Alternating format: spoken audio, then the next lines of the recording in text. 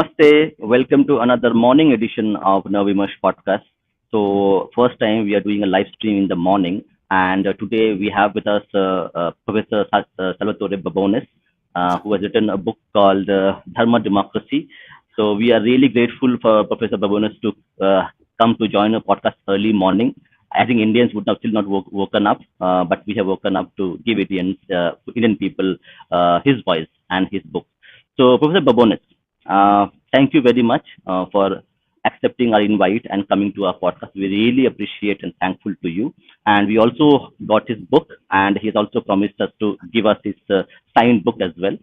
So, thank you again. Professor Great to talk Babones, to you. yeah, And yeah, I didn't think 11 a.m. was so early. in India, because of people, it's early. Okay. Yeah, but we have people. We have Abhay Agarwal, we have Rishabh Agarwal already joined in. So we have members have joined in. So I think we will have a good audience. And audience, please share the stream to people so that they can come and ask questions to Babones. So, sir, over to you. Please tell us. You are an Australian, so just tell us a little bit about yourself, because many people might not know you in depth about your academic life, about your journey to India. So we'll start with your journey of discovering India and Indian democracy first, and then we will go into and delve into your book's content. Well, I'm not Australian, I'm American. And the funny thing is, an Indian friend of mine, when I used to work in the private sector at American Express, gave me a copy of Nehru's Discovery of India 20 years ago. And I never read it, to be honest. And when I started this project, I still had the book on the shelf, and it was one of these presentation display copies. I took it off the shelf. I thought, well, I'm starting this project on Indian democracy. I should start with Nehru's Discovery of India. I opened the book, and all the pages started falling apart and falling out. It was so cheaply made because it was made to be given to people, not made to be actually read. So I actually started my Indian journey with Swami Vivekananda instead, which maybe was a better choice. But originally, this book was supposed to be a book about the Indian economy. My own background is as a comparative sociologist studying development in post-socialist transition economies. I've done work on Russia and East Central Europe, on Latin America, on China, all in the framework of studying post-socialist transition. And I thought I would study India's post-socialist transition. And I quickly learned that the real controversy in India was not really over the economy. Everyone more or less shared my views. And normally, I'd like to write in areas where everyone disagrees with me because I want to say something new. And if people just shared my view that India was, still undergoing a successful transition from Nehruvian socialism to a more market-oriented economy, and that it would continue, and that India was going to be the next big economic thing, since everyone agreed with me, that wasn't really an issue. But people kept attacking me because I wrote articles about this, and they weren't attacking me on the economics or the sociology. They were attacking me because did they think my article was pro-Modi or anti-Modi? That's all anyone cared about. Is it pro-Modi or anti-Modi? And I would just say, I'm neither. I'm an American. What do I care about Narendra Modi? At that point, I'd never even been to India. So the book slowly morphed from being a book about the character of the Indian economy to being a book about the character of Indian democracy. And I think it ended up being a much more exciting book as a result. Yeah, that's really surprising because we have known you like living in Australia and teaching in Australia. So it's a surprise for us and for many people that you are an American who is teaching and residing in Australia, Sydney. Academia is global. Think how many Indians teach in the United States. It's no surprise that an American should teach in Australia. It's a global industry. Yeah, so that's a really good thing to know that an American academic who has written a book called Dharma Democracy. That is the first, I think, for many years. So let's get back to the book itself. I have skimmed through the book, its contents. So how do you describe your book named as Dharma Democracy? So why Dharma Democracy, the book name itself? Because India is a secular country, correct? Constitutionally. So every religion, every faith is there. Look, India is a completely secular state with and let's just be honest about this, a Hindu nation underlying that secular state. And that may be very controversial to say in India, but if you ask any American school child, where do Hindus live? They'll say India, right? Or what's the religion in India? They'll say Hindus. Everybody knows that India is a country that is overwhelmingly Hindu and is the country where the overwhelming number of the world's Hindus come from. And there's just no debate about that. But then the question is, well, what underlies Indian democracy? Is it a purely secular civil society? Well, that would be ridiculous in a country where people are extraordinarily religiously observant, not only Hindus, but Muslims, Sikhs, Jains, everybody in India, even Christians in India, all have much higher levels of religious observance than in the West. Now, if we were talking about the United States in the 19th century, and I said the United States was a Christian democracy in the 19th century, everyone would agree. I mean, it's not right now. The United States is, in many ways a post-Christian country, but the overwhelming assumption of Americans in the 19th century was that everybody was Christian. Similarly, in post-war Europe, the Italian governing party for most of the post-war era was the Christian Democrats. It's right there in the name. They actually called themselves the Christian Democrats, something that would be unimaginable in India, that a political party could call itself with a religious name. Yet Italy was a thoroughly secular state. The same thing in Germany. Germany, the leading political party through most of the post-war era, and it still is a major political party today, is the Christian Democratic Party. In the United Kingdom, the king is the head of the church, right? So the United Kingdom is a secular state. It's a secular state, though, where anything to do with the Church of England ultimately has to be passed in Parliament because it is a state-connected church. So this idea that a nation might be broadly religious while its state institutions are secular, that's not something unique to India. That's something that's very widespread. It's something we certainly accept in the Western world as being completely ordinary for a democracy. After all, here in Australia, Easter and Christmas are national holidays. Is Australia somehow a Christian majoritarian country as a result? Well, maybe, but in reality, it just reflects the fact that it is a historically Christian country that grew out of Christian roots. Now, India is a historically Hindu country in which the majority of the population, 80%, over 80%, are Hindu, in which large other minorities are Hindu adjacent. So Sikhs generally don't want to be called Hindu, yet, of course, as everyone in India knows, they're covered by the Hindu code. Jains are not ordinarily thought of as Hindu, but historically, Jainism was a sect within the Hindu fold. And of course, Jains are covered by the Hindu code, right? So who's a Hindu? It's hard to say exactly, but overwhelmingly, India is a Hindu country and a Hindu nation. The fundamental argument of the book, and the reason it's called Dharma Democracy, is that even though India's state institutions are secular, it's India's Hindu civil society embedded in a sense of a Hindu nation that supported Indian democracy through its most troubling times, that got Indian democracy through the death of Nehru, through the emergency, through the assassinations of Indira Gandhi and Rajiv Gandhi, through to today, because civil society was strong enough that even when something went wrong, there was never any hint of a military takeover. There was never any hint of permanently outlawing opposition parties. India had a sufficiently strong Hindu civil society to keep things running. Understood.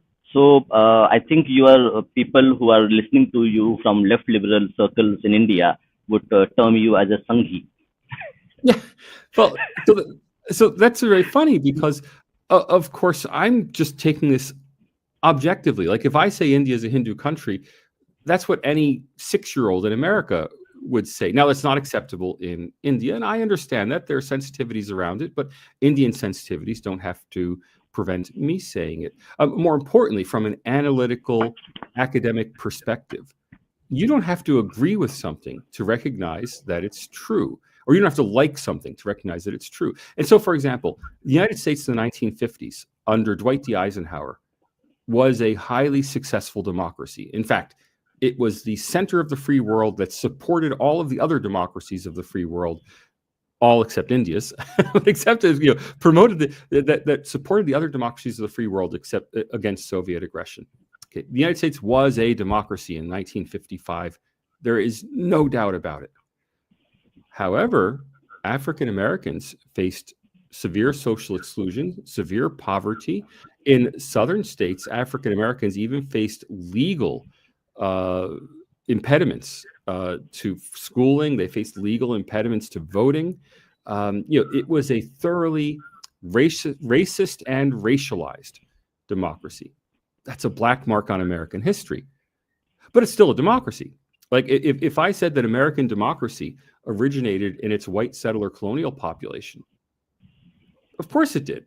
I mean, that white settler colonial population enslaved Africans and committed arguably genocide against Native Americans. But it was still where the democracy came from. Now, that may be an unpleasant fact of history. People may not want to admit it. But if you look at the American founding fathers, what are they?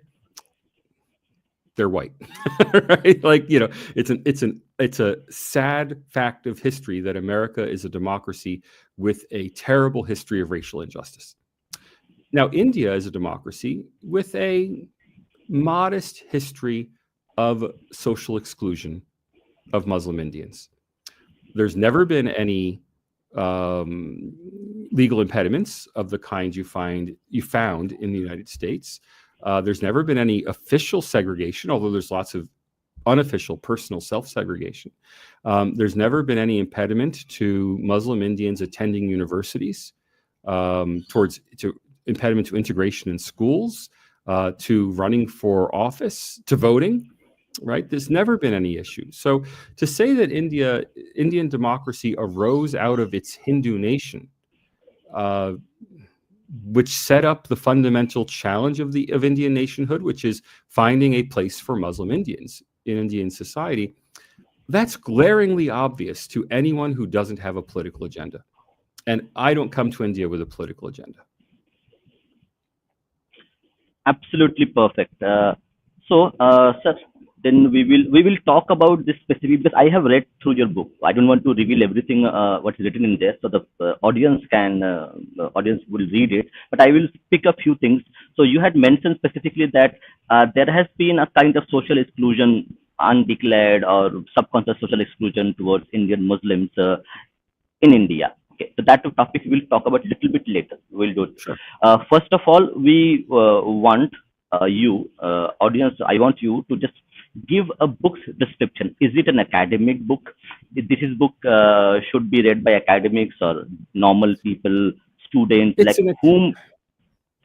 Yeah, it's an accessible academic book written for a lay audience, which is to say it's thoroughly researched. It is seriously footnoted.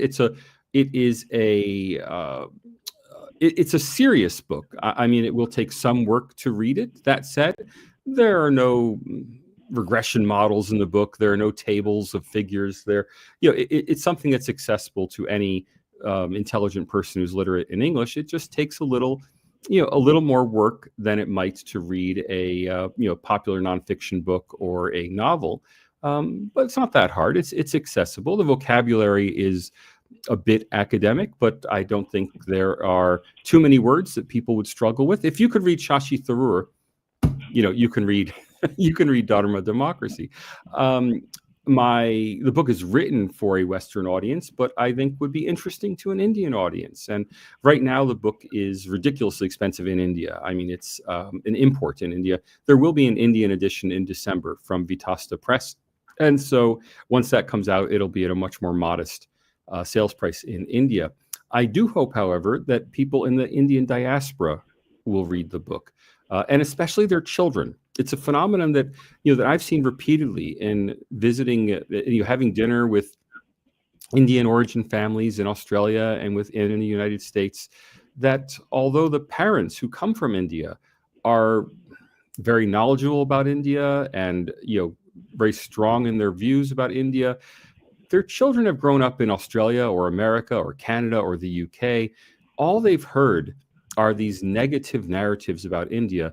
And when you read in a newspaper and you hear from your teacher in school that Hindu faith is a caste-based religion, and when you hear in from these sources of authority that India is an electoral autocracy, quote unquote, that Narendra Modi is a dictator, and then you go home and your parents are saying, no, it's not like that. A lot of teenagers, let's face it, are likely to trust what they see outside rather than what they learn at home. And I'd love to see this book used by parents of second generation Americans or British or Canadians or Australians, but Indian kids who've grown up in the West. I'd love to see them give their kids this book as an antidote to what they hear in the press. And we really appreciate you. We really thank you that you have on your own resources, you have put in your own effort to write this book. Unfortunately, in India, we don't have the institutions who would help a person like you who really wants to portray the reality of Indian democracy to the world. Look, I'm an academic. I have a salary provided ultimately by the Australian taxpayer. I'm a professor at a university. I don't take on research projects because someone commissions me or someone asks me to do it or pays me to do it. I do research because it's intellectually interesting. It was a puzzle in quantitative political science for decades. How did India survive as a democracy? The one major book that had been written on that in the past by it was done as a PhD thesis by a woman who's now a professor at Oxford University named Maya Tudor. She traces it all to the heroism of the Congress Party. The Congress Party was enlightened, whereas the Muslim League was unenlightened, and thus India became a democracy and Pakistan became a dictatorship. Professor Tudor, I know your book is much more sophisticated than just that, but that's the nub of it. If you read the book, it reads like a Congress Party hagiography. And I could understand that a Western PhD student who doesn't know much about India, if they rely on secondary sources, if they only read Indian historians of the post-war era, they might come to that conclusion. Because if you read the Indian historians from the 1950s, 60s, 70s, 80s, 90s, it would sound an awful lot like the heroism of the Congress Party saved India. What I've had to do for this book is go back to original sources, right? I'm not a young PhD student just doing that. I mean, I'm 55 years old. I've been around the block. I've seen a lot of academic mendacity. I've seen a lot of accounts that are highly politicized that you just can't trust. I started reading the Congress historians, and red flags went up immediately.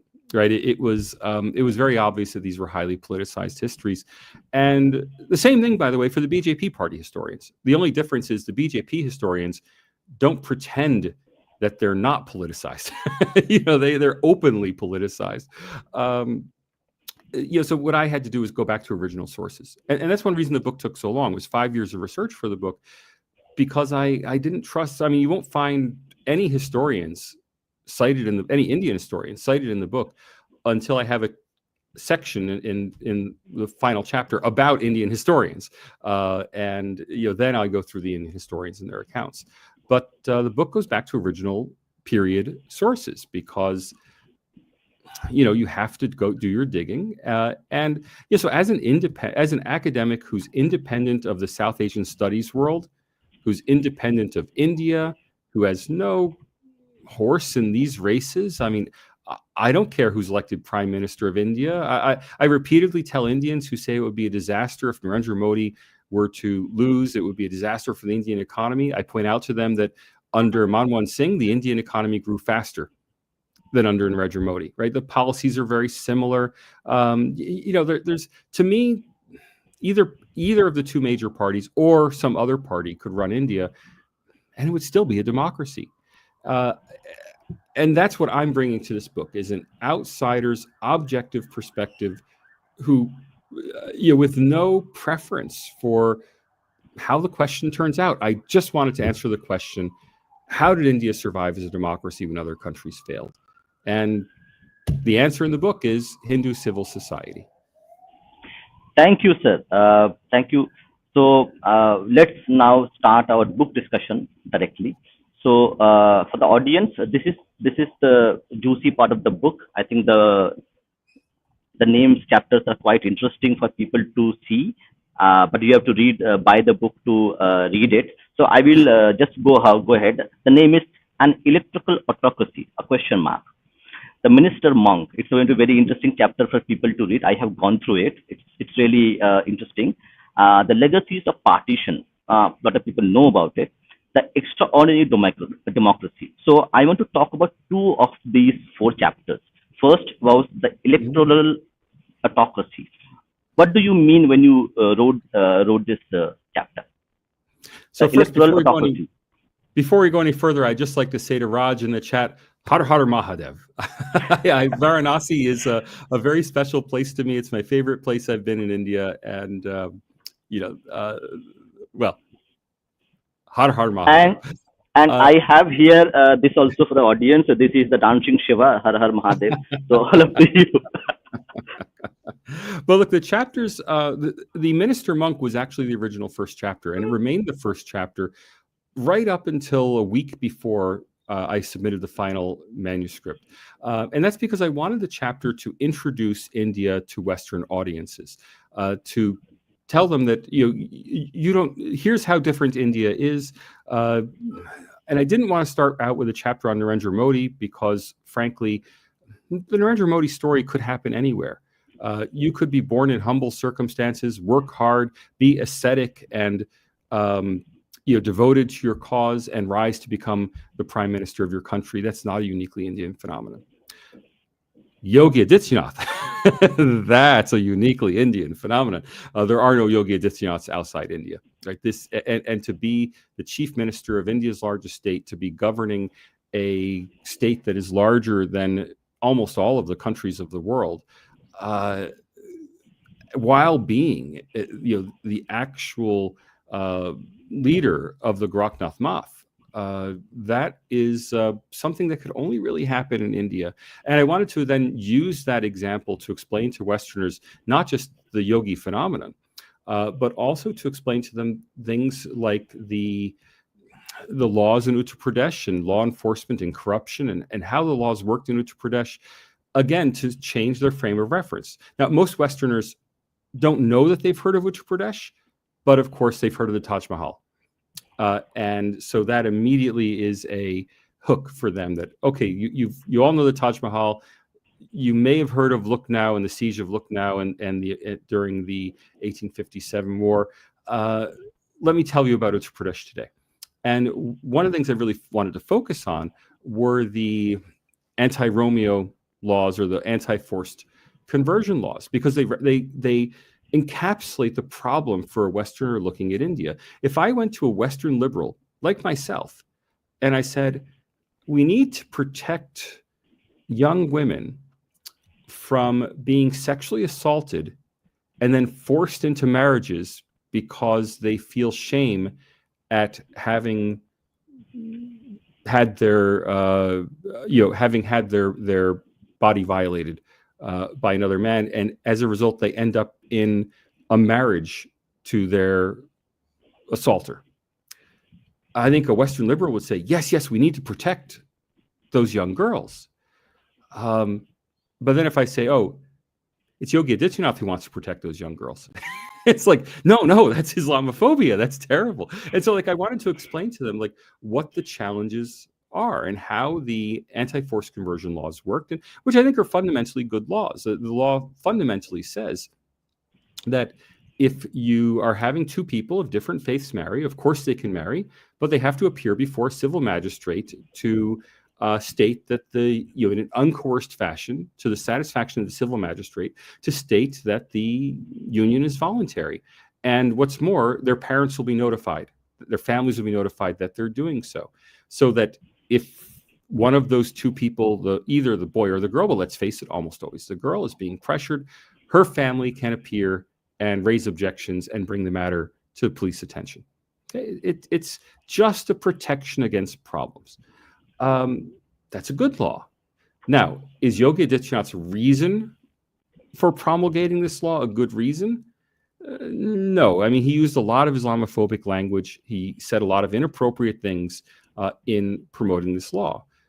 On the other hand, do Muslim fathers and mothers, do they also support this law? I think there's a good chance they do, because just as a Hindu parent maybe doesn't want their daughter to marry a Muslim man, Muslim parents may not want their daughters marrying a Hindu man.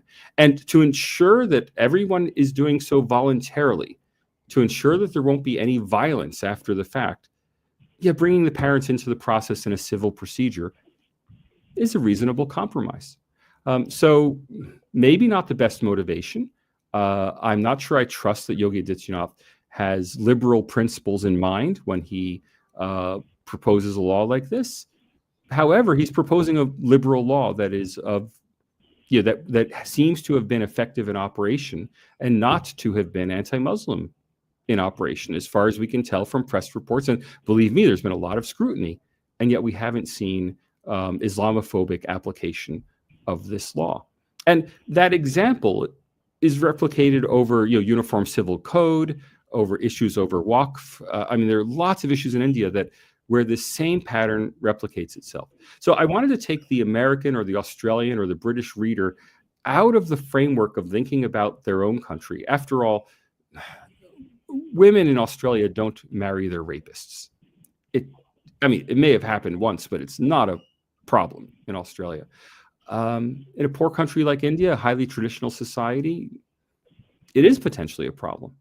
And so I wanted to do all of this and to reorient readers. And that's why this was going to be the first chapter of the book. It was the first chapter written in the book. When I first started the book, before I even decided to switch the book from being a book on the Indian economy to being a book on the Indian democracy, this chapter was already there and envisaged as part of the book.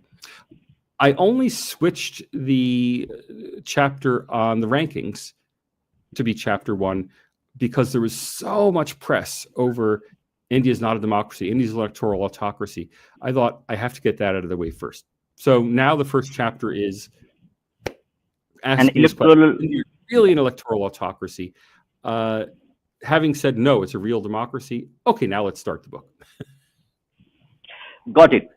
So you also talked about the Yogi Adityanath chapter where the monk, the minister and monk. So there you talk about Yogi Adityanath as the chief minister of UP. I want to go back to one simple question, which because you are a sociologist, so your profession, you teach sociology. So you research, you observe society in general. So, and you mentioned that, okay, there are some discriminations done against the Muslims in India. Why do you think as a society we do that? A lot of people actually disagree with your statement. That's absolutely fine. Everybody has their own opinion and they should respect it. So in your opinion, in your studies, there is a kind of a discrimination which happens against Muslims in India, not legally, but in other ways. Okay. No, but no. So social exclusion is not discrimination. So discrimination, by all accounts, discrimination against Muslims is very low. In fact, Muslim Indians themselves report very low levels of discrimination. Only 20-something% of Muslims in India believe that Muslims face discrimination in India. And that compares similarly to the number of Hindus who believe Hindus face discrimination, number of Sikhs who believe Sikhs face discrimination. It's not out of line at all. And it compares with the fact that in the United States, on the same question, 80% of African Americans believe that African Americans face discrimination. I believe it's 55. It's around 50% of Hispanic Americans believe that Hispanic Americans face discrimination. So self-reported discrimination among Muslim Indians is very low. However, if I look at peak institutions in Indian society, I see a noticeable lack of Muslims. Plus, if I look at where Muslims engage in civil society, they overwhelmingly engage in a separate Muslim civil society. That is, they're engaged in Muslim charities, in Muslim religious institutions, in Muslim associations that are separate from the All India associations. And that is a serious problem for India. Now, it has obvious reasons. It obviously comes from partition. And I go through the stats in the book. It's something I really wanted to establish statistically, not just to say this is a result of partition, but to show statistically that it is the result of partition. And the stats on it are just fascinating. That, after 1947, virtually the entire Muslim officer corps of the Indian Army chose to go to Pakistan, even though they were from areas that remained in India. Now, there are a few exceptions, and there are some heroic Muslim officers who were awarded medals during the 1947 war. The Muslims who stayed in the Indian Army, by all accounts, fought valiantly, were very proud Indians. However, most of their co-religionists chose, because they were given a choice, which army do you want to be in? Most of them chose to go to the Pakistan Army. Similarly, in the Indian administrative services, the British Indian Civil Service, they had the choice to go, Muslims in that service had the choice to become part of the new Indian administrative service or to go to the Pakistan one.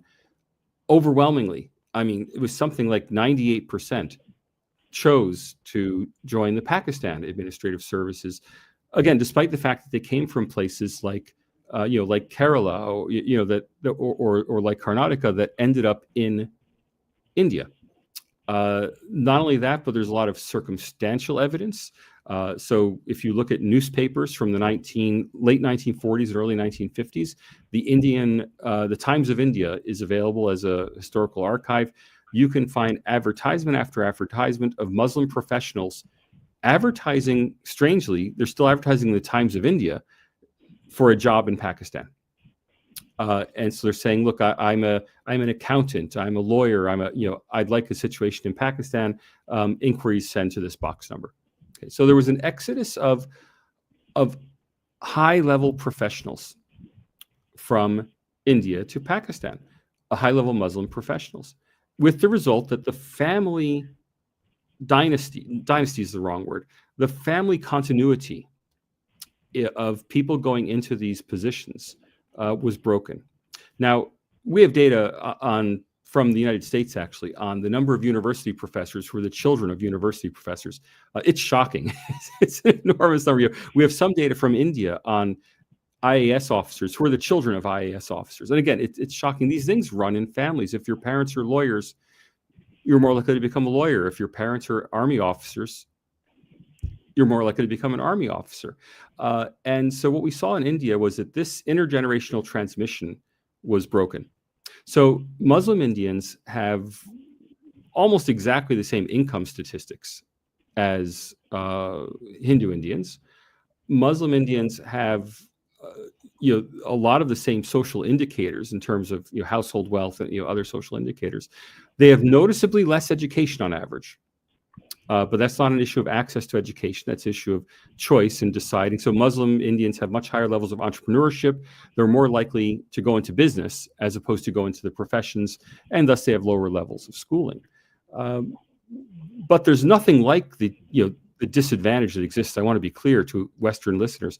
Nothing like the disadvantage that exists in the United States for African Americans or Native Americans, or in Australia for Aboriginal Australians. Nothing like that. They're very similar statistics, with the one big exception.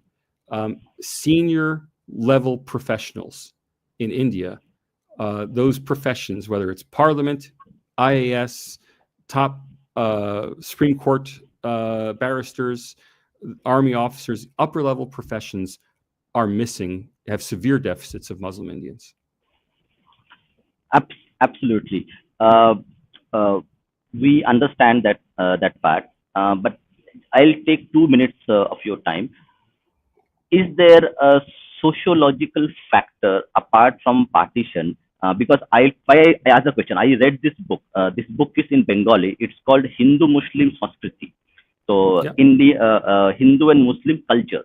Okay, this is written by Ramesh Chandra Majumdar, a very famous historian. So he has written in 1950s. He written this on articles on how Hindus and Muslims differ in terms of their cultures. So is it a cultural phenomena? Because he points out that the way a Muslim person grow up in the society and the way the Hindus grow in the society, that dictates what they become. So that is his perspective. It's a Bengali book. You can find it also in English. So I have read through a little bit to understand the society itself during my research of this.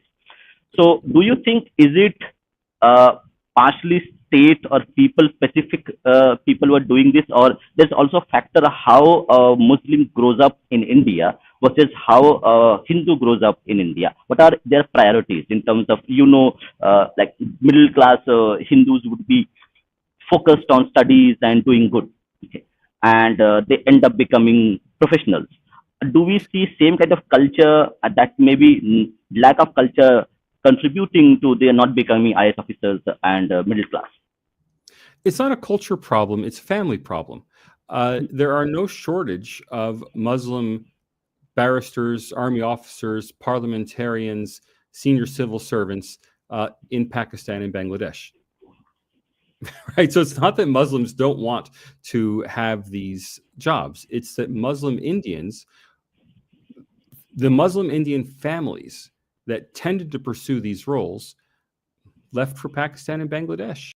And the Muslim Indian families that remain have not historically encouraged their children into these professions. Now, that's not a cultural issue. That's a decapitation issue, right? The Muslim Indian community was decapitated at partition. The intelligentsia left the country, mostly for Pakistan, a small number for Bangladesh. Interesting, even from what we have from personal biographies, even Bengali Muslim intellectuals from Calcutta, they saw the writing on the wall and went to Punjab, Pakistani Punjab. They went to Lahore, not to Dhaka. That said, this has to end eventually, right? And so how do you overcome this deficit? Well, either you wait 1,000 years, and these structural patterns are very strong. I mean, I'm a rare counterexample to that. My father was if we wanted to put it in class terms, petit bourgeois. My father literally sold cigarettes on Broadway, in kiosks on Broadway. Yet I became a university professor. Now that's extremely rare. And when I talk to colleagues, I always see this like very stark family difference that, my family's background is very different from their family backgrounds. It's awkward. But for me, there's no visible manifestation. No one knows you. People look at my name and they assume, oh, Salvatore, you must be from an elite Italian family, maybe from, maybe Neapolitan nobility. And it's like, no, my family left for the U.S. In the 1880s, and we're small business people and builders and factory workers, right? And because for them, it's just not imaginable. It's not their it's not their initial assumption that someone like me would end up in academia. Well, it's the exact same thing for Muslim Indians. If you come, even if your family's very well off, I mean, if you're the child of parents who run a major department store, well, are you going to go into academia, or are you going to go into business? Chances are you're going to go into business. So it's simply that problem of intergenerational transmission, but it's a problem for the country, right? Because once you aggregate all those individual decisions, you end up with a parliament that's less than 5% Muslim. You end up with a Supreme Court barrister room or High Court barrister room that's less than, India's Supreme Court barrister room that's less than 5% Muslim. You end up with an Indian administrative service that's less than 5% Muslim, and it just seems like a bad example for the country. Now, I know a lot of people vehemently oppose affirmative action. I don't favor government action to solve this. I want to be clear. If you read the book does not advocate that the government should set quotas and have a Muslim quota for these jobs. Absolutely not. What I would advocate is that society do more to integrate people into their networks and into their circles. That's something that people do as individuals and as members of society, not that a government should be doing, in my view. That said, governments in the West engage in affirmative action. I mean, in the US, I always give the example to people. University of Michigan Law School is in Detroit, Michigan, downtown Detroit. Detroit is until recently, it was essentially a 100% African-American city. Yet there was not a single black student at the University of Michigan Law School. Well, what do you do about that? Do you go out and try to recruit black students, or do you just say it's fine? Well, it didn't feel fine that these white students were filing into an auditorium in an all-black city that they felt that none of them wanted to live in because they felt uncomfortable. It's just not good for society. And that's where affirmative action started in America. One of the key cases was the University of Michigan Law School.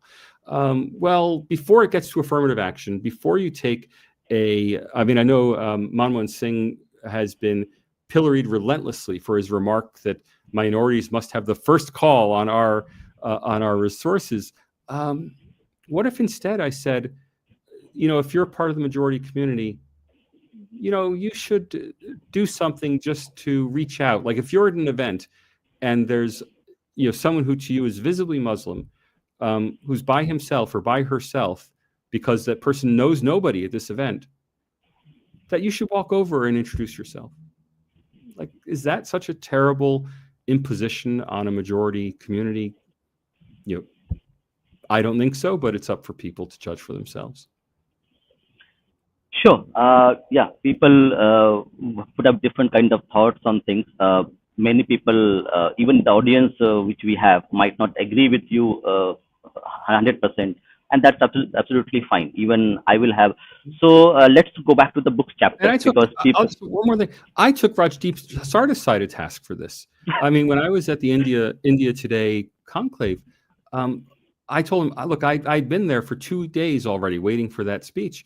And I said, I only met one Indian, one Muslim Indian the entire time, 2 whole days at that India Today. You at India Today think of yourselves as liberal, open-minded people who are always talking about the poor plight of Muslim Indians. Why didn't you invite any to your conclave? Right? So it's not just, I'm not just trying to impose this on the RSS, on Hindutva activists. This is something for everybody, and it's something that Indians of all social classes have, frankly, failed to do. Understood. Okay, so last question on this. We'll move to the next chapter itself. So I'll give an example. The trading community, the Gujaratis and the Marwaris, they are the businessmen. They are the business class. Okay. They don't want to become academicians, or they don't want to come into politics. They just want to be left alone doing their business part. Okay. Do we tell them you have to be in the parliament, you have to be in academia because we want to show ourselves as inclusive democracy? This is why I'm against quotas. The Gujarati, non-Gujarati split in India is not a visible fault line of the Indian nation. It's just not a problem. The Hindu-Muslim split is a problem. And I don't think any Indian of good faith can look at the hostility, the historical hostility between Hindu and Muslim Indians and say that, that's a good thing. Now, they might say it's a bad thing and Muslims are to blame. Okay, maybe Muslim Indians are to blame ultimately for it. That's an empirical question. But to say it's not a problem is just not recognizing the challenges in your own society, not being willing to recognize reality. Now, the Gujarati, non-Gujarati split, some people may dislike Gujaratis, think they're too pushy, but it's not a festering wound in the side of Indian nationhood. Though, it's just not an issue in India. But this is why quotas are not the answer. Because once you have a quota for Muslims, well, why don't you have a quota for Gujaratis? Why don't you have a quota for Bengalis and Tamils? Why don't you have a quota for Christians? Where's the Sikh quota, right? So quotas are not the way to solve these problems. Understood. Let's go back to your book. So you also mentioned partition. That partition played a very important You have a whole chapter role. on it. Yeah, whole chapter. So partition played an important part in it. So if you can just give a 5-minute overview in the chapter on partition, what are your points of view about democracy? Okay, and why Pakistan did not become a full functioning democracy, and did partition play a part in India becoming a better democracy, or what impact it has?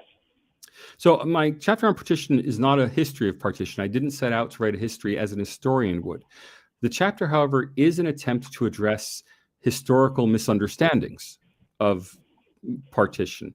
And in particular, just to set the record straight, I mean, the partition of India occurred because Muhammad Ali Jinnah and the Muslim League he led insisted on it. No other reason. There was certainly no Hindu pressure for partition. In fact, Hindu leaders of all stripes, whether they're on the Congress side or the RSS side, viewed partition as a great tragedy. Nobody wanted it. It was insisted upon by the Muslim League, not by India's Muslims. And that's something that is widely misunderstood. The Muslim League leadership demanded partition, and they won the votes of India, of Muslim Indians at the time. Did the Muslim Indians really vote for that? Did they want it? It's not at all clear that they did. However, they voted for the wrong people, and they had to live with the consequences. And I said voted for the wrong people because, as everybody understood, Prasad wrote a book about it, Ambedkar wrote a book about it, Nehru wrote a book about it. They all pointed out that even if India was partitioned, the remaining India would still have a 10% Muslim minority.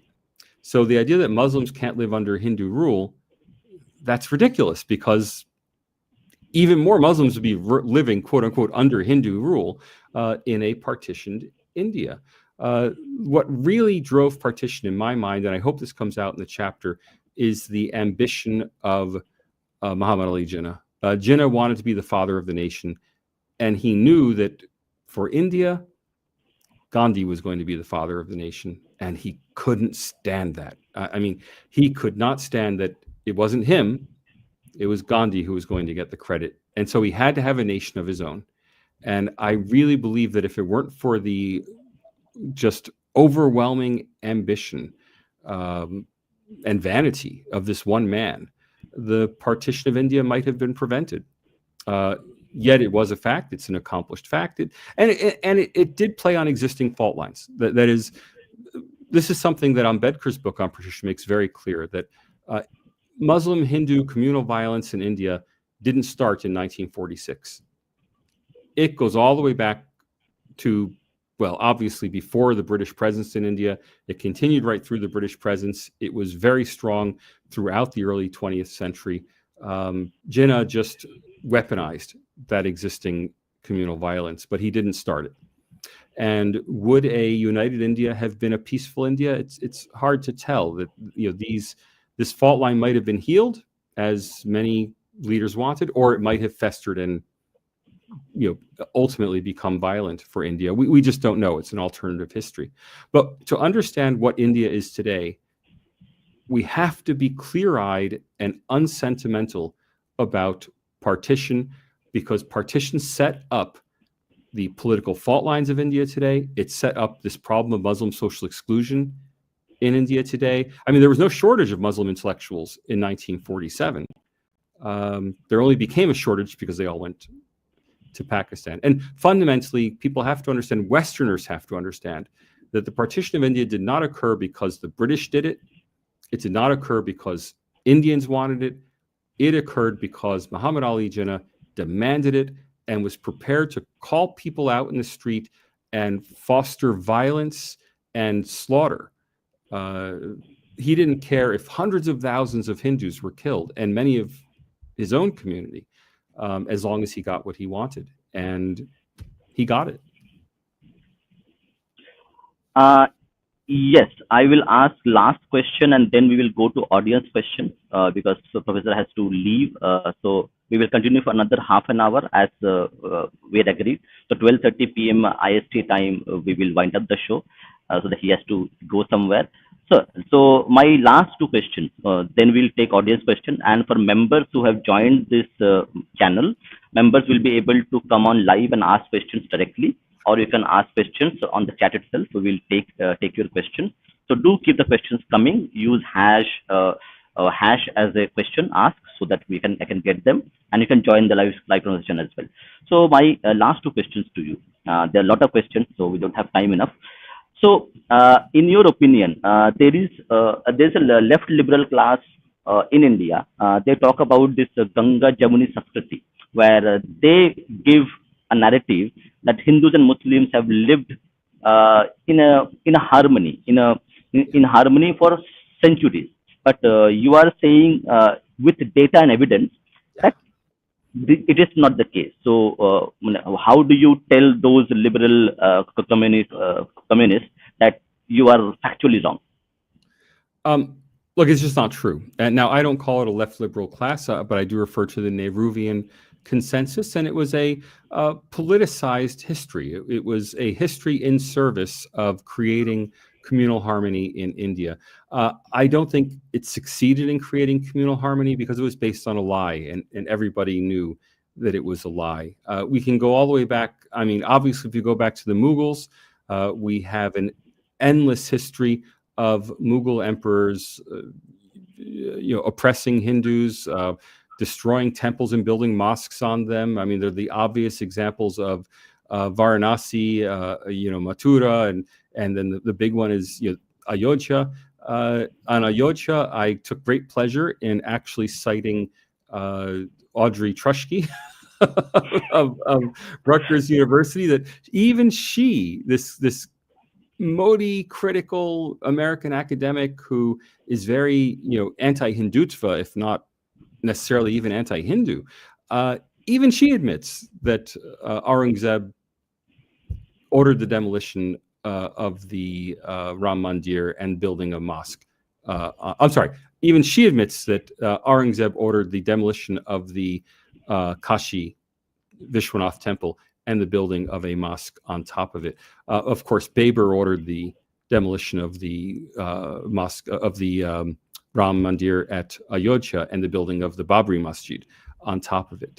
No one was hiding these facts. And in fact, if you go to British historians, the colonial era historians before 1947, they're just very frank about the Mughal atrocities. Now, some people could claim that the British historians were motivated by a colonial narrative to make the Mughals appear evil so that the British could supplant them. I don't see any of that in the British historiography.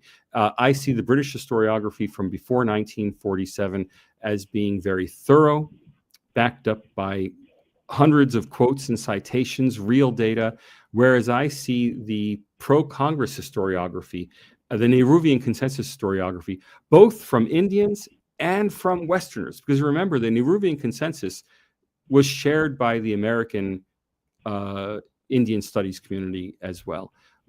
I see them making excuses, selectively pulling facts, not being honest about their sources. They're all very worried that their research, might be used to support people they don't like in Indian politics, which I think is ridiculous. I mean, you're an historian; you should be telling history as it was, not history that supports the political party you think are the good guys. So yeah, and in the chapter I have just tons of evidence of that. I mean, there's simply no doubt that there was serious, not only that there was serious organized Muslim violence against Hindus, primarily Muslim against Hindus, there were Hindu reprisals. And in almost all cases of Hindu violence against Muslims, these were reprisals for attacks made by Muslims on Hindus. That we have a long history of Muslim attacks on Hindus in India, forced conversions, raping of women, and forced marriages. I mean, it's just a long, sad history that historians have tried to sweep under the carpet and pretend it never happened. Now, I not only do I not endorse that, I also don't endorse the kind of Hindu right reaction, which has been to simply blame Muslims, if you will, for the problems of India. I think what India should come to is an honest appraisal of history. That yes, Muslim ancestors did terrible things and wreaked terrible crimes on the Hindu ancestors in India. That said, it's not 1500 and it's not even 1920 anymore. It's 2025. And these are historical problems that need to be overcome. That is, the goal should be to admit this negative history and overcome it, not to blame today's Muslim Indians for the crimes of people who lived more than 100 years ago. Thank you, Professor Babones. Now we will start our audience session for interactions and questions. So first of all, we have an audience who has read your book, bought your book. So he mentions, I recommend everyone should read the preface at least. The rest of the book is arguments that every Indian should arm themselves with. So well, thank you. Uh, I believe is available as a snippet on Amazon. I've also I've published some extensive quotes from the book in my newsletter. So if you check out newsletter.babones.com, you'll pop up some examples from there. I really appreciate it. And the Indian edition of the book will come out in December. The price will then come down by 2/3 or 3/4 because you'll have a local edition. The current edition in India is extremely expensive because it's an import, but we'll change that later in this year. Yeah, and we also have a audience with us, M. Shastri, whom we are seeing. So welcome, M. Shastri. Thank you for joining. Thank you. I've been enjoying the book so far, Professor. But well, thank you. I genuinely enjoyed the preface. I think like the preface is a very good and accurate description of India, like, and what we actually expect of the Indian state as well. The rest of the book is basically like, I think I felt like it was like arguments you arm yourself with. But I have two questions for you. One is, often in the West, I think like it doesn't feel like people in the West are like receptive to your perspectives, right? Like, I mean, you've written a wonderful book, but I doubt like there are people who would be receptive to your arguments that you're making, as factual as it is, right? And we see that in the manner in which like India is treated by mainstream Western press, right? And even how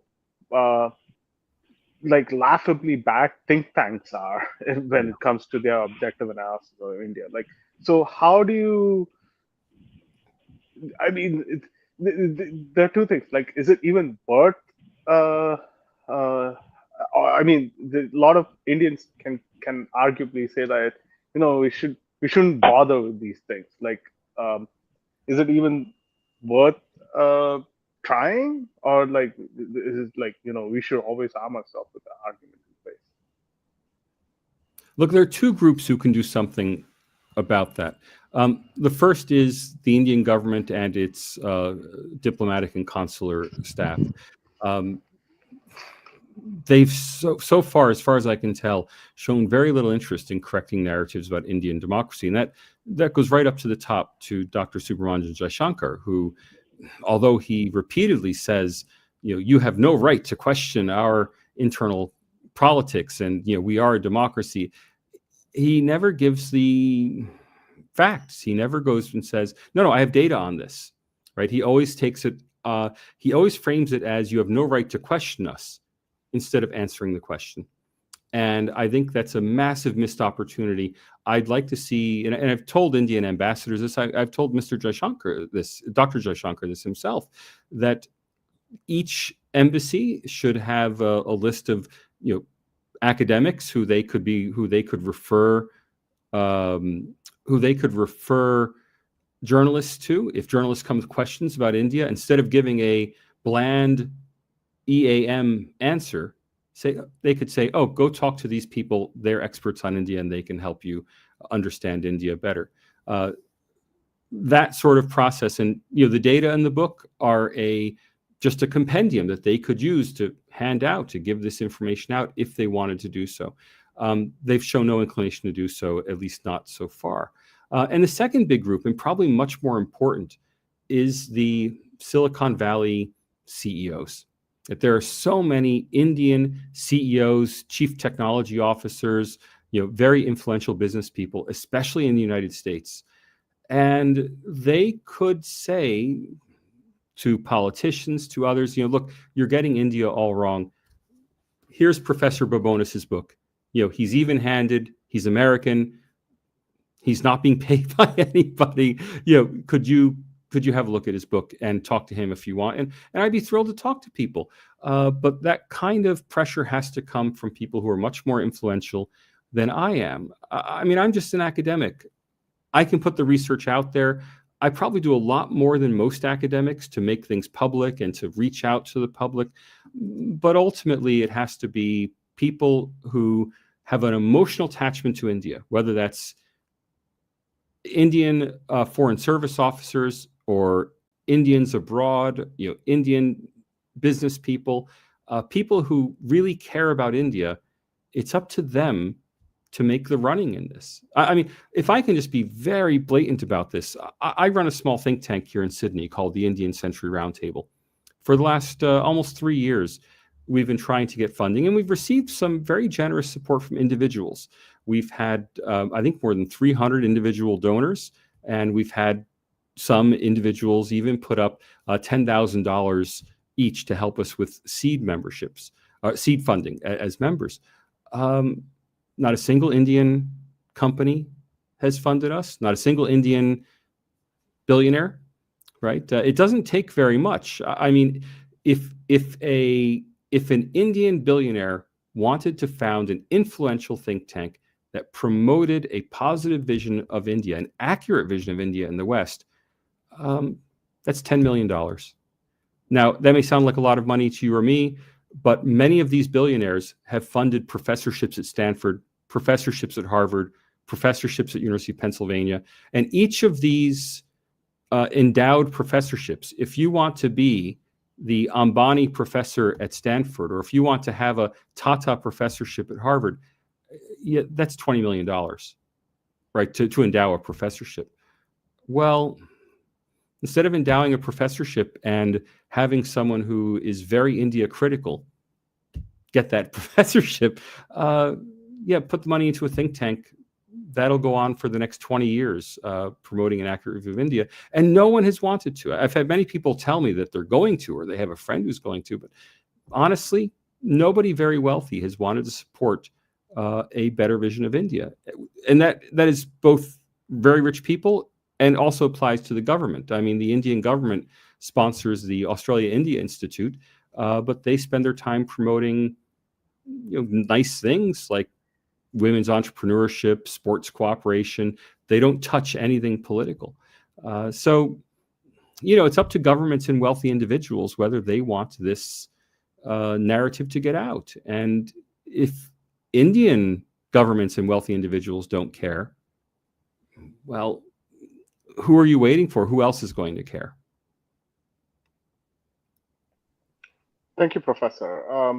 I have another question. I understand where you're coming from when you say that the Hindu community needs to extend a hand to Muslims and basically what you might summarize as bring them along for the ride.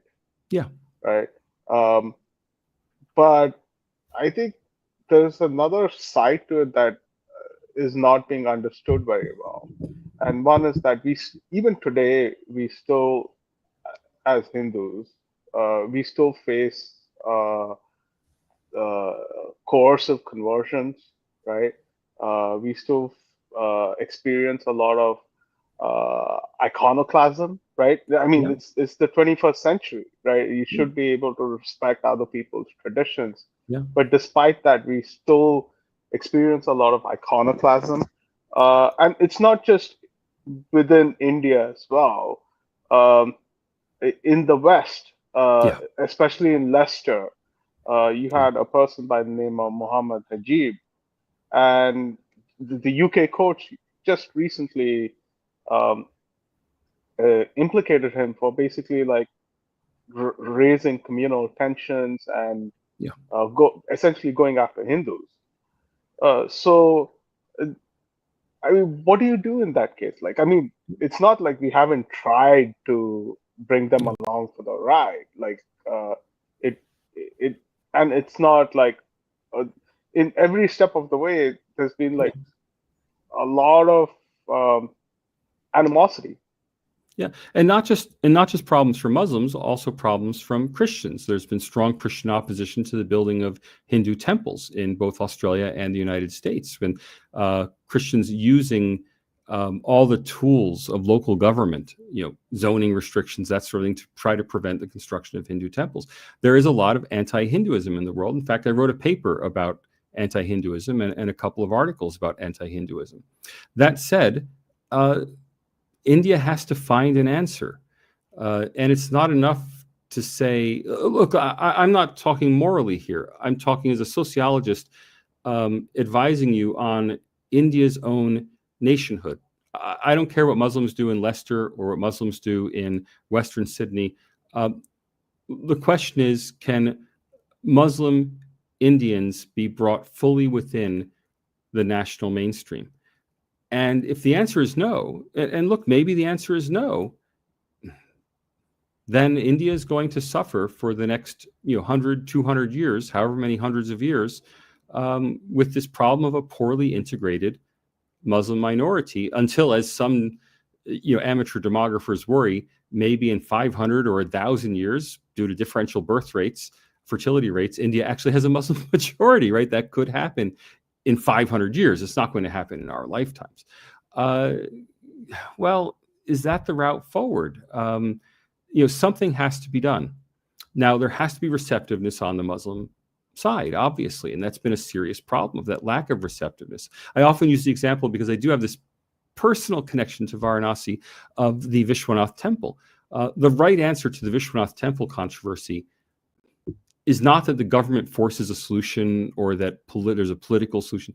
The right answer to the Vishwanath temple controversy is that Hindu civil society groups offer to purchase the site from Muslim civil society, from the Muslim religious community, and that the Muslim religious community should accept that offer. Right now, they're not willing to accept any offer.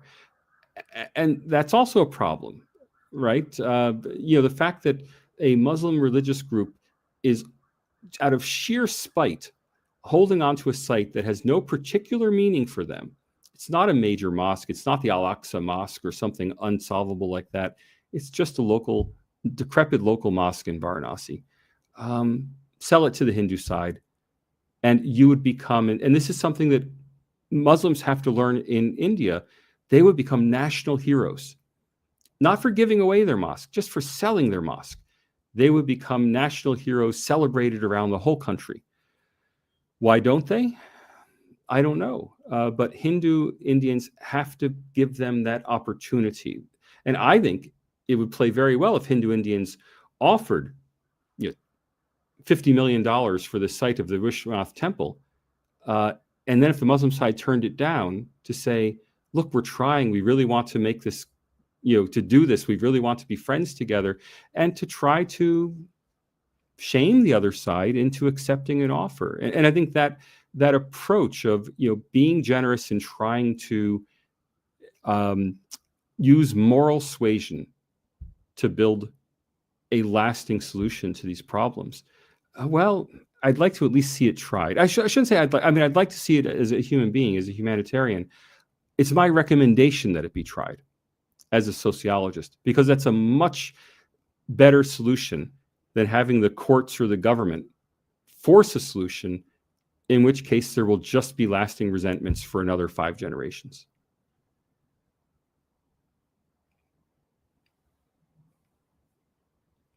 I was beginning. Just to add to this, Rishabh Agarwal, one of our members, has mentioned that Hindu groups had tried multiple sites actually purchased the land, but unfortunately it was not accepted.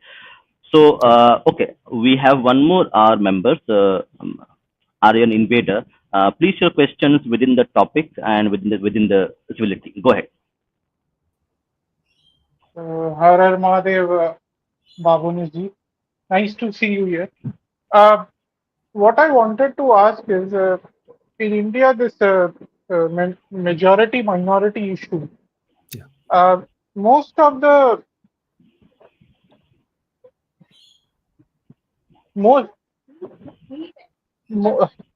just a second. Most of the most of the people, the way they see the issue of majority minorities from the Western perspective, like the things were there between the majority and the minority in the West, that is white versus black. My point is the history of India is not the same as the West, Yeah. because West and the white people, no offense to you, but they were colonizers, while Hindus in their own country were never colonizers.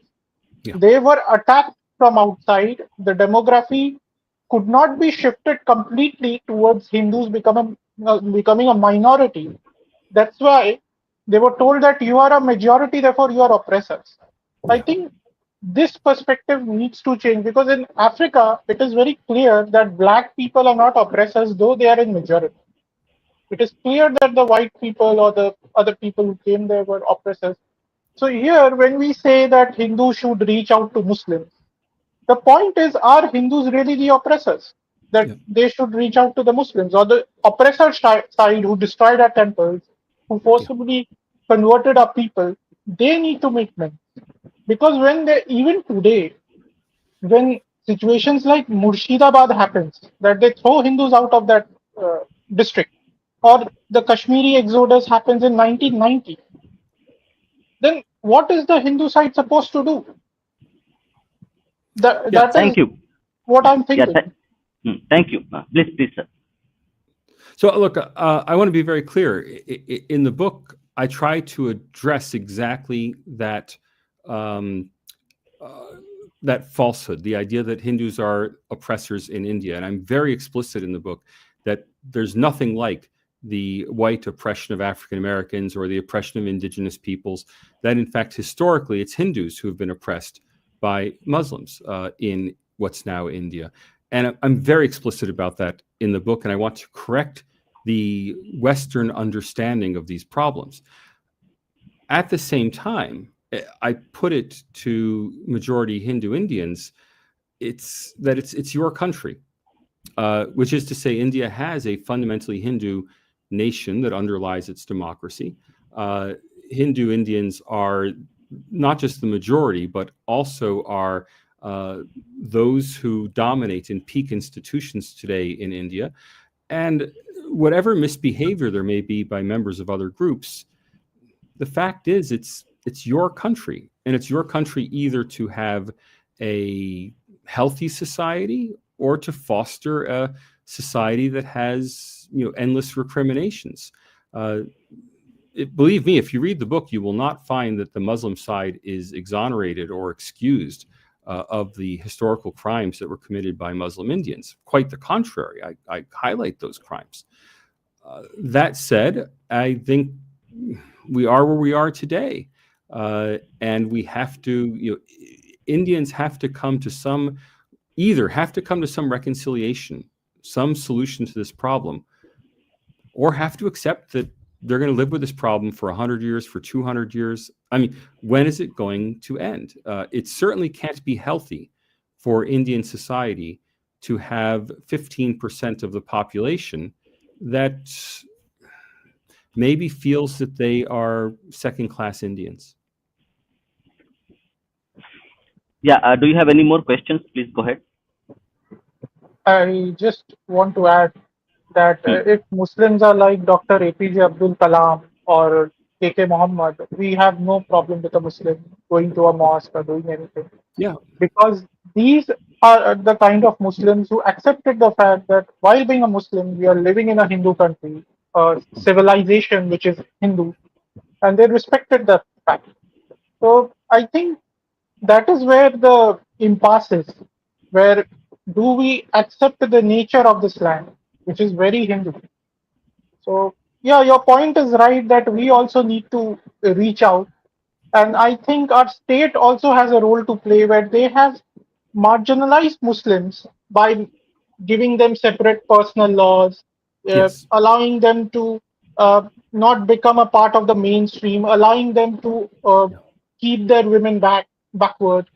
So that has also separated them and created a parallel Absolutely. society. So And I yeah, highlight, I agree with you. and everything you're saying, I highlight in the book. that the book, remember, is meant to educate a Western audience. And what I'm telling the Western audience is that they're, contrary to popular perceptions in the West, there's no repression of Muslims in India. That the Muslim personal laws are illiberal, patriarchal, and completely at odds with modern democratic norms. That the violence in India the intercommunal violence has largely been stoked by from the Muslim side, not from the Hindu side. So I'm making this very clear to Western readers in the book. But I also challenge Indian readers to ask what they want for their country for the future, and solving the problem. Well, it's something that will require some kind of outreach, some kind of effort. Now, there are many Muslims today who are starting to say what we want is to live peacefully in society together. And I know those small number of Muslim intellectuals are widely lauded on the Indian internet. They're very popular on Twitter, and that's a good thing. That's a great reform. But it has to go further. And if I can just give one example, that as an outsider, that I would encourage both sides. I mean, in a country that's a liberal democracy like India's, if you want to have a religious procession down a main street, you can register for a permit, and it's your right to have the procession. And of course, if you want to have a Hindu procession right in front of a major mosque, it's legal. You can do it. But you know that it's going to cause distress among people. And, why not have the procession on a different street instead of pushing it in front of the major mosque? On the other hand, if you're Muslim in India and you like doing the call to prayers, and you want to do the call to prayers every hour, and you want to start at 6 a.m, do you really need to hook up a massive loudspeaker? Yeah, okay, you may have the legal right to hook up a loudspeaker, but wouldn't it be more neighborly to have a quiet call to prayer? I mean, after all, when the call to prayer was done before the 20th century, there were no loudspeakers. It's not like loudspeakers are an inherent part of Muslim religious practice. So you could also be good neighbors. And that kind of good neighborliness, that may sound very down home, very basic, but I think it would go a long way towards reducing the potential intercommunal flashpoints for violence in India. And then if both sides are showing that they respect the other, and here I have a whole chapter dedicated to Swami Vivekananda, whose plea, he doesn't say that Hindus are right or Muslims. I mean, he says that Hindus are right, and that Muslims are wrong. He admires Muslims in many ways, but he thinks ultimately the Muslim path to God is only a subset of the broader Vedanta path to God. Okay, fair enough. But he emphasizes that it's important not just to tolerate your neighbor, but to sympathize with your neighbor, to try to understand your neighbor's needs, desires, and approaches to life. And that's why the chapter is actually called Not Only Toleration, because toleration isn't enough in Swami Vivekananda's philosophy. Sympathy is required as well. And that sympathy is lacking on both sides in India. It's not a Hindu problem of lack of sympathy for Muslims. It's a Muslim problem of lack of sympathy for Hindus. Both sides are going to have to either resolve that or be at odds, like I said, for the next 1,000 years. Absolutely. Thank you, Babones sir. And let's take last few questions from the audience. Thank you, Aryan, for joining. We really appreciate your support. Thank you. Sir, we have a question from an anonymous Hindu, another member, asked, do you think this anti-Hindu mentality around the world is increasing because of the recent found love of Hindus, that is Hindus, a hyper-nationalism, extreme public display of religious rituals? No, that is, I think anti-Hinduism has been a force in the West, in Britain, especially in the British West, ever since colonial era. I think today's anti-Hinduism is a hangover from British colonialism. During British colonialism, there was a strong sympathy between British colonizers and local Muslims, both because the British Empire included a very large Muslim empire in the Middle East, but also because British viewed Muslims as fellow Abrahamites and fellow fellow worshippers of one God. monotheists, whereas they viewed Hindus as a lower form of religion. Now, not every British person felt this way, but broadly speaking, that was the tenor of British administration. And I think that follows on in British academia today, even among people who are not themselves Christian. They still view Hindus in a negative, and not my word, I'm just using this to characterize their sense, in a filthy light. There seems to be a visceral anti-Hinduism among many Western and especially British intellectuals. That anti-Hinduism, of course, aligns with Islamist anti-Hinduism. Islamists have much more direct causes for anti-Hinduism. And so this ends up with what I've called an unholy alliance between Western academic intellectuals, Islamists like the Muslim Brotherhood and the Middle East Eye and Al Jazeera, and then the third part of that is Western human rights organizations, who all conspire in this anti-Hindu effort. Now, I constantly tell Congress Party supporters who have been critical of my work, just wait until you win the election. If you ever win an election, you're going to find it's you now who are the filthy Hindu, not Narendra Modi and the BJP. And I say that because this anti-Hinduism had already labeled India as among the worst countries in the world for freedom of religion back in 2010, right? This isn't something that started in 2014. Now, of course, it has become more apparent as with a more muscular Hinduism of Narendra Modi. It's also become more apparent as India and Hindus in general have become more prominent on the world stage. But the underlying emotion, just like anti-Semitism, the underlying emotion, I think, has been there all along. We have one more question. Yeah, it's some quantum politics. So he has a comment and a question both. There is little space for Hindu Dharma and its practices, temples in urban spaces in modern times. So how can you philosophically frame urban practical Hinduism that will connect across urban and rural and tribal divide? That's actually the next book. So I've started a major research project on something I never thought I would study, a major research project on Hinduness. And that's because Westerners still turn to Max Weber's 1920 book on Hinduism as their primary source for understanding the sociology of Hinduism. Now, I'm not a religious scholar. I'm not a theologian. I'm never going to write a book about Hindu theology. That I don't have the language skills. I don't have the interest. I don't have the expertise. None of that. But understanding how Hindu faith has evolved with the transition to modernity, with urbanization, of course, and with diaspora, has resulted in really interesting changes in what it means to be Hindu. Since traditional Hindu faith would have been centered around a very geographically specific and caste-specific and family-specific form of worship, that has now dissolved in many ways into more modern Hindu sects and more modern Hindu traditions that have we've seen the development of a systematic Hindu theology that probably would be unfamiliar to people 100 years ago or unfamiliar to people in many rural parts of India today. So it's all subject for a book. And the biggest thing I want to take on in that book are the myths around caste. Because it's clear to me as an empirical sociologist that although caste, and by here I mean jati, is something that has been present in India for as long as we have records of, good records of it, at least since the Middle Ages and probably earlier, the connection of jati with Hinduism, and I use the word advisedly, as an organized Hindu faith, that is in many ways a British creation in India that then Indians learned from the British.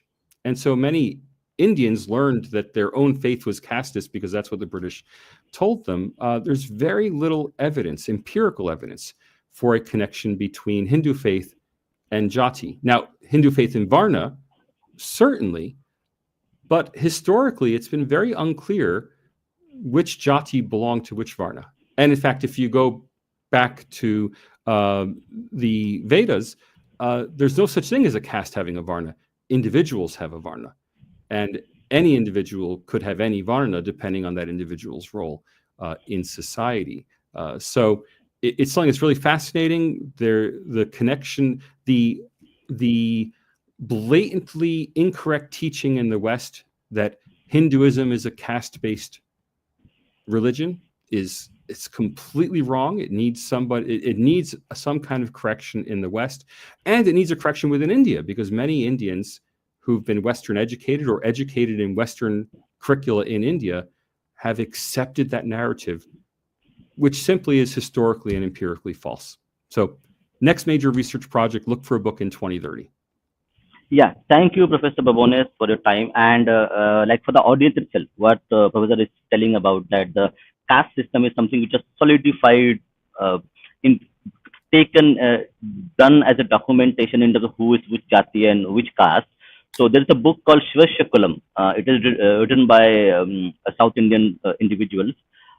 It's a very good book. So Professor Babones, I will also like, if I can, recommend the book if you can read. So you can read this book on caste system, ancient caste system and Jati Varna system, how it operated. This is the book called Shivashakulam. You may know about it, but for the audience also, I'm just sharing it.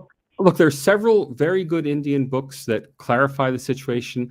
There is Caste or Castaway by Sachi Sharma, I believe it is. There is Varna Jati Caste, which I think is by Rajiv Malhotra. There are several good books. What they're lacking is a research basis. So these very good Indian books explain the reality that they know, but they don't have the empirical survey-based and census-based foundations to demonstrate that those facts are correct. And what I want to do is go to the empirical basis. Again, write a sociology of the Hindu faith. And hopefully, if the 2027 census data are made public, I'll be able to use that data in it as well. Thank you. Thank you, Professor Babones, for coming to the show. Thank you for asking a bit difficult, maybe a bit controversial questions. So we really appreciate your time, and maybe we can invite you one more time to discuss, because I had a lot of questions which you could not ask because of time and because of audience. So maybe sometime we can invite you again to discuss more about the book when the Indian edition launches.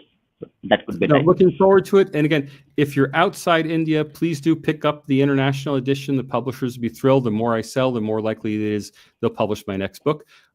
If you're in India, wait till December. There'll be an Indian edition at Indian prices. Thanks a lot.